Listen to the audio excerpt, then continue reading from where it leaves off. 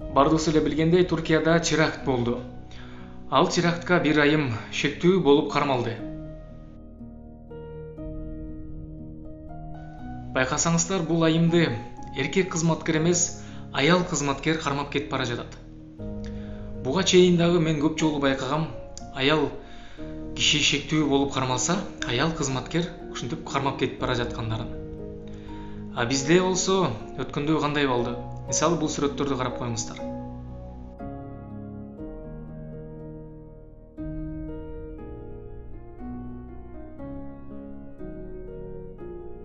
Өзүңүздөр көргөндөй, аял кызматкерлер эмес, эркек кызматкерлери кармап атышат.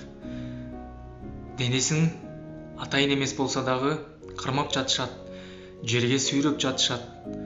Мисалы, өткөндө Сооронкулованы, Кара Сартованы ошол сот учурунда чыкпайм деген жеринен эркек кишилер сүйрөп чыгышты. Атайын болбосо дагы баары бир денелерин кармашат. Менин оюмча бул туура эмес.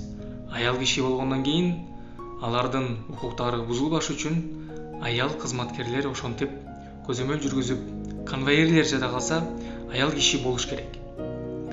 Ооба, колонияда көбүнчө кызматкерлер аялдар.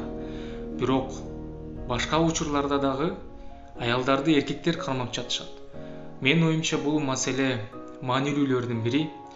Ошондуктан аялдардын да укуктарын коргош үчүн, укуктары бузулбаш үчүн кызматкерлер дагы кармап жатканда аял киши болуш керек деп ойлойм.